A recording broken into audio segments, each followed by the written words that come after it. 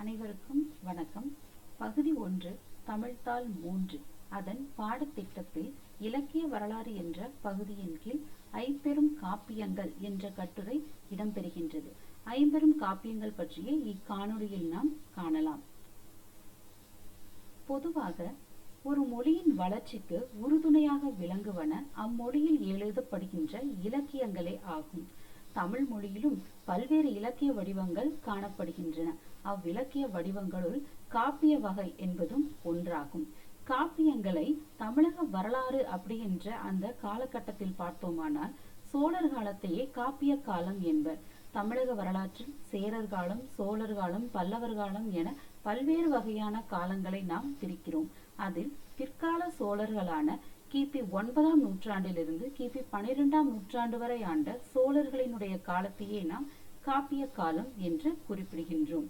காப்பியங்கள் அப்படி என்று நாம் பார்த்தோம் என்றால் தனி பாடல்களின் தொகுப்பாக, அதாவது சங்க இலக்கியங்கள் அனைத்துமே தனி பாடல்களின் தொகுப்பாகவே அமையும். ஆனால் காப்பிய வகை இதிலிருந்து முற்றிலும் மாறுபட்டதாகும். தனி பாடல்களினுடைய தொகுப்பாக அமையாமல் நீண்ட கதையை தொடர்நிலை செய்யுளில் அமைத்து கூறுவதையே நாம் காப்பியம் என்று அழைக்கின்றோம். அடுத்ததாக காப்பியம், அதனுடைய சொற்பொருள் விளக்கம் என்ன என்று பார்த்தோம் என்றால், வடமொழியில் காவ்யா அப்படி என்ற சொல்லில் இருந்துதான் காப்பியம் என்ற சொல் முகிழ்த்ததாக அனைவரும் கூறுவர். காவ்யா என்றால் பாட்டு என்று பொருள். பொதுவாக கவியால் படைக்கப்படுவன அனைத்துமே காவியம் என்றுதான் அழைக்கப்படுகின்றன. இந்த காவ்யா என்ற சொல் பிற்காலங்களில் காவியம் என்றும் காப்பியம் என்றும் மருவி இன்றைய காலகட்டம் வரை காப்பியம் என்றே வழங்கப்பட்டு வருகின்றது. இந்த காப்பியம் என்ற சொல்லானது வடமொழியில் இருந்துதான் நமக்கு வந்ததா? தமிழில் காப்பியம் என்ற சொல்லே கிடையாதா அப்படி என்று நாம் பார்த்தோம் என்றால், தமிழில் காப்பியம் என்ற சொல் நமக்கு ஆதி காலத்திலிருந்தே இருந்துள்ளது. ஆதி இலக்கண நூலான தொல்காப்பியம். அடுத்ததாக காப்பிய குடி என்ற ஒரு குடியும் இருந்துள்ளது. பெயர்களிலும் காப்பியாற்று காப்பியனார், காப்பியஞ்சேந்தனார் என்றெல்லாம் நாம் வழங்கப்பட்டு வந்து கொண்டு இருக்கின்றது. காப்பியம் காப்பியம் என்பதை காப்பு கூட்டல் இயம் என்று பிரிப்பர். இயம் என்றால் சொல்லுதல், கூறுதல். எதை சொல்கின்றது அப்படி என்று நாம் பார்த்தோம் என்றால், பழைய மரபுகளை, அதாவது தொன்று தொட்டு நம்மளுடைய மக்கள் வழங்கி வருகின்ற அந்த பழைய மரபுகளை காத்து இயம்புவதே காப்பியம் என்று அழைக்கப்படுகின்றது. இந்த காப்பியத்தின் பாடுபொருளாக எதையெல்லாம் வைக்கின்றனர் என்று பார்த்தோம் என்றால், காப்பியத்தை வரலாற்றுக்கு முற்பட்ட காலம், அதாவது வரலாறாக நம்பப்படுவதைத்தான் அந்த காலகட்டத்தில் நடந்த சமூக, சமய, அரசியல் வரலாற்றையே இந்த காப்பியங்கள் பாடுபொருளாக கொண்டுள்ளன. அடுத்ததாக ஆங்கில சொல்லான எபிக். எபிக் என்பது எப்போ என்ற கிரேக்க சொல்லிலிருந்து தான் பிறந்தது. அப்ப எப்போ அப்படின்னா டு டெல் என்றும், எப்போஸ் அப்படின்னா எனிதிங் டு டெல் என்றும் பொருள் கூறப்படுகிறது. எந்த மொழியில் நாம் எடுத்து பார்த்தோம் என்றால் எதையோ ஒன்றை கூறுவதாகத்தான் இந்த காப்பியம் என்பது வழங்கப்படுகின்றது. ஆகவே காப்பியம் என்பதனுடைய சொற்பொருள் விளக்கத்தில் இருந்து பழைய மரபுகளை காத்து இயம்புவதே காப்பியம் அப்படின்னு நாம கொள்ளலாம். அடுத்தது, தமிழ்ல காப்பிய வகைகள்லாம் என்னென்னலாம் இருக்கு அப்படின்னு பார்த்தோம்னா 8 வகையா பிரிச்சிருக்காங்க. முதல்ல இதிகாசம், அதாவது இதிகாசம் அப்படின்றது நம்ம இது நடந்தது அப்படின்னு சொல்லக்கூடிய விஷயங்கள். ராமாயணம், மகாபாரதம் இவற்றையே நாம இதிகாசம் என கருதுகின்றனர். அடுத்து புராணங்கள். புராணம் என்பதையும் 2 வகையாக கூறுவர். ஒன்று சமயத்தை பற்றியது அல்லது கடவுளர்களை பற்றியது, அல்லது அப்படி பார்த்தா கடவுளர்கள் அப்படிங்கும் பொழுதே அங்கு சமயமானதும் தோன்றிவிடுகிறது. அடுத்து தல புராணங்கள், அதுவும் சமயம் சார்ந்ததாக இருக்கலாம் அல்லது ஏதோ ஒரு வகையான வேறு ஊர் சம்பந்தப்பட்டதாகவும் இருக்கலாம். இப்ப கந்த புராணம், திருவிளையாடல் புராணம் இதையெல்லாம் நம்ம அதற்கு சான்றாக கூறலாம். அடுத்ததாக பெருங்காப்பியம். இந்த பெருங்காப்பியத்தை தான் தமிழில் ஐம்பெருங்காப்பியங்கள் அப்படின்னு நாம சொல்றோம்.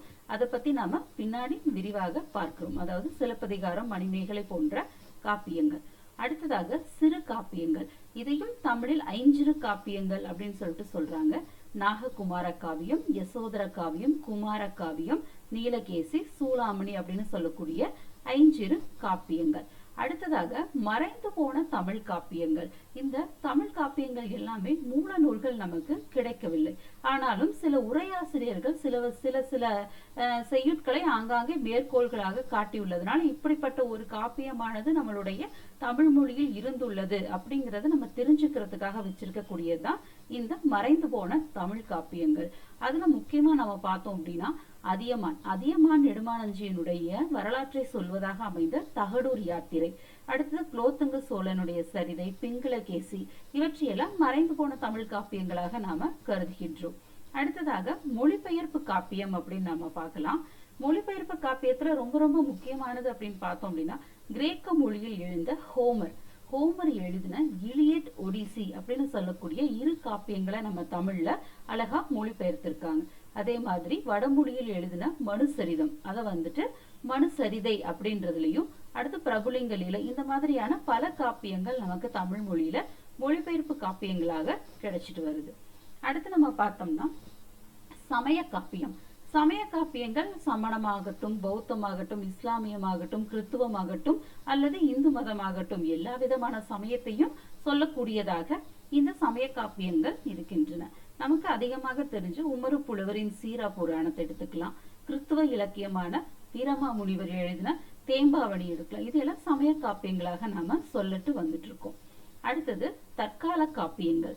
தற்கால காப்பியத்துல அப்படின்னு நம்ம பார்த்தோம்னா பாரதியாரனுடைய பாஞ்சாலி சபதம், பாரதிதாசன் எழுதின பாண்டியன் பரிசு, தமிழச்சியின் கத்தி, முடியரசன் எழுதின பூங்கொடி காப்பியம், புலவர் குழந்தை எழுதின ராவண காவியம், இன்று வரை இருக்கக்கூடிய அனைத்து வகையான காப்பியங்களையும் நாம இந்த தற்கால காப்பியங்கள் அப்படின்ற வகைக்குள்ளார நாம கொண்டுட்டு போலாம்.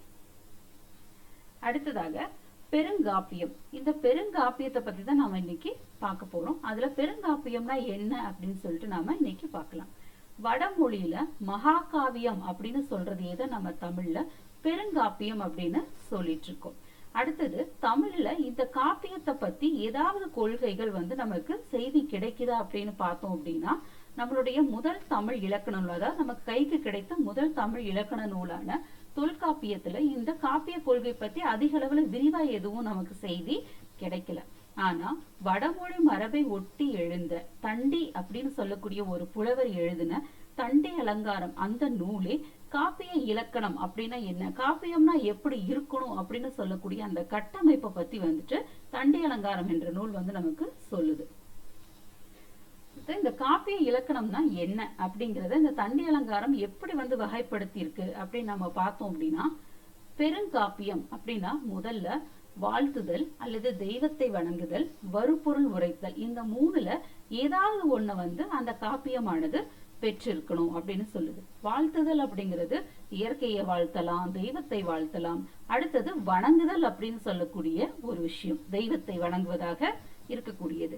அடுத்ததாக வருப்பொருள் உரைத்தல், அதாவது பின்னாடி என்ன அந்த காப்பியத்துல என்ன வரப்போகுது அப்படிங்கிறத முன்னோக்கி சொல்லக்கூடியதுதான் இந்த வருப்பொருள் உரைத்தல்.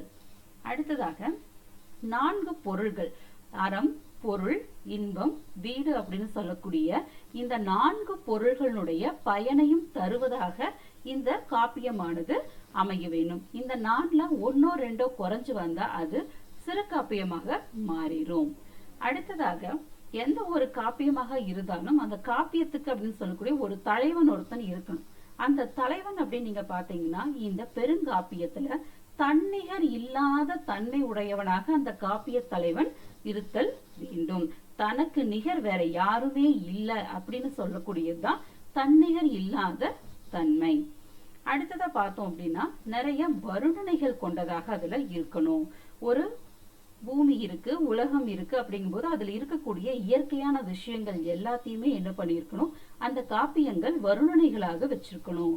ஒரு மலை, கடல் அல்லது அந்த நாடு, நகர், கதிரவனுடைய தோற்றம், சந்திரனுடைய தோற்றம், 6 பருவங்கள், இளவேனில் காலம், முதுவேனில் காலம், பூதிர் காலம், கார்காலம் அப்படின்னு சொல்லக்கூடிய அந்த பருவங்கள், இந்த மாதிரியான விஷயங்கள் எல்லாத்தையும் அதிக அளவுல என்ன பண்ணிருக்கணும், வருணனைகளாக அந்த இடத்துல காப்பியங்கள்ல சொல்லியிருக்கணும்.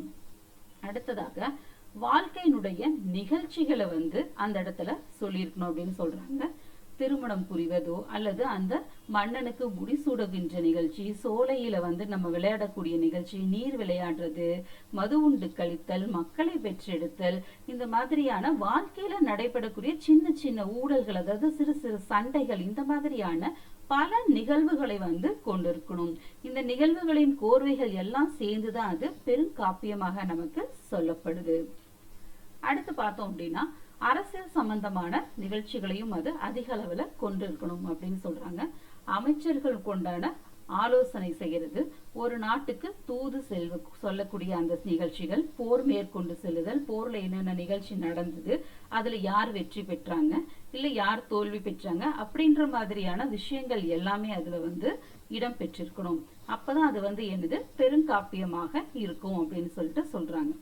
அடுத்தது சந்தி அப்படின்னு சொல்லக்கூடிய கதையினுடைய போக்கானது ஒரு வரிசையில அமைஞ்சிருக்கணும் அப்படிங்கிறாங்க.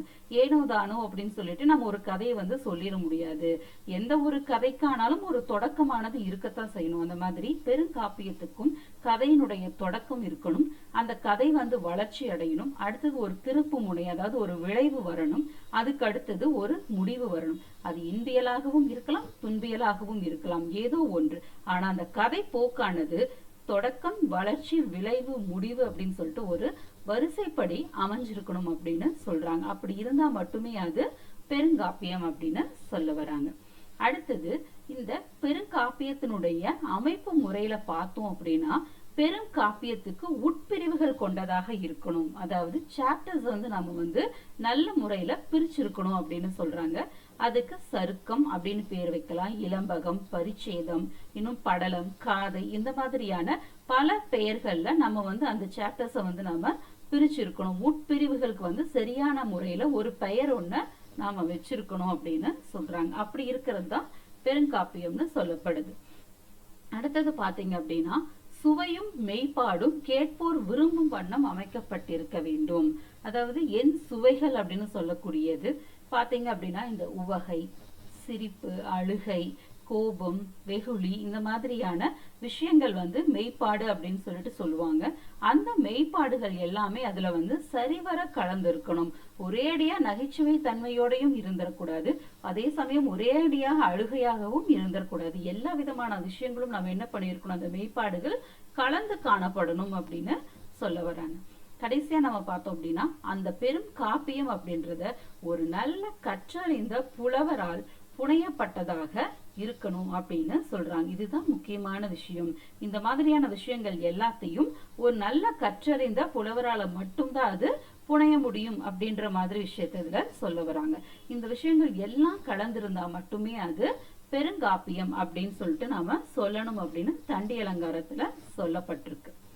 அடுத்ததாக தமிழ்ல பெருங்காப்பியங்கள் அப்படின்ற ஒரு விஷயமானது எப்ப இருந்தெல்லாம் வந்துட்டு இருக்கு, அதுக்கு என்ன பேர் வச்சாங்க, யார் முதல்ல அதுக்கு பெயர் வச்சாங்க அப்படின்ற மாதிரியான விஷயங்களை நாம பார்க்கலாம்.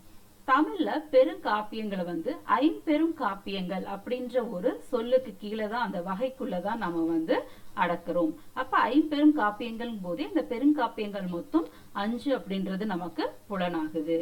சரி, இந்த ஐம்பெரும் காப்பியம் அப்படின்ற தொடரை முதல்ல கையாண்டவர் யாருன்னு பார்த்தோம் அப்படின்னா நன்னூல் அப்படின்னு சொல்லக்கூடிய ஒரு இலக்கண நூலுக்கு உரை எழுதின மயிலைநாதர் அப்படின்றவர் தான் இந்த ஐம்பெரும் காப்பியம் அப்படின்ற தொடரை முதல்ல நமக்கு கையாண்டிருக்காரு. அடுத்ததாக சிற்றிலக்கிய நூலான தமிழ் விடு தூது, இந்த நூல்ல கற்றார் வழங்கு பஞ்சகாப்பியம் அப்படின்ற ஒரு சொல்லானது அந்த இடத்துல அந்த தொடர் ஆனது நமக்கு வழங்கப்பட்டிருக்கு. அப்ப அந்த இடத்துலயும் பஞ்சகாப்பியம் அப்படிங்கிறது 5 வகை அப்படிங்கிறது நமக்கு குறிப்பிடுது. இந்த 2 நூல்லையும் நம்ம பார்த்தோம் அப்படின்னா ஐம்பெரும் காப்பியம் அப்படின்ற ஒரு சொற்றொடரை மட்டும்தான் நமக்கு சொல்றாங்களே வெளியே அந்த ஐம்பெரும் காப்பியங்கள் என்னென்ன அப்படிங்கிறத இவங்க 2 பேருமே சொல்றதுக்கு இல்லை. ஆனா அதே இதை கிபி 19ஆம் நூற்றாண்டுல வாழ்ந்த கந்தப்ப தேசிகர் தான் முதல்ல இந்த ஐம்பெரும் காப்பியங்கள்னா என்ன அப்படிங்கிறத வரிசைப்படுத்தி நமக்கு சொல்றார். என்னென்ன விஷயங்கள் அப்படின்னு நம்ம பார்த்தோம் அப்படின்னா, அதாவது என்னென்ன காப்பியங்கள்: சிந்தாமணியாம் சிலப்பதிகாரம் படைத்தான், நந்தா மணிமேகலை புனைந்தான், நந்தா வளையாபதி தருவான், வாசவனுக்கு ஈர்ந்தான் திளையாத குண்டலகேசிக்கும் அப்படின்னு சொல்லக்கூடிய ஒரு செய்யுள்ள கந்தப்ப தேசிகர் 5 வகையான காப்பியங்கள் என்னென்னு சொல்ல வராரு. இவர் சொல்ற அந்த வரிசைப்படி பார்த்தோம் அப்படின்னா நமக்கு முதல்ல சீவக சிந்தாமணி, சிலப்பதிகாரம், அடுத்தது மணிமேகலை, அடுத்தது வளையாபதி, இறுதியாக குண்டலகேசி.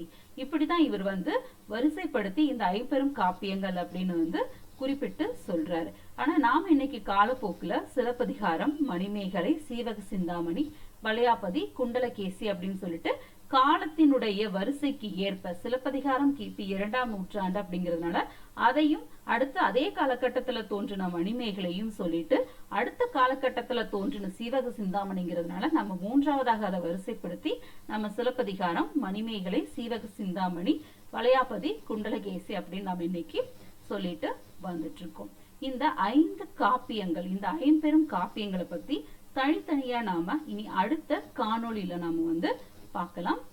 நன்றி.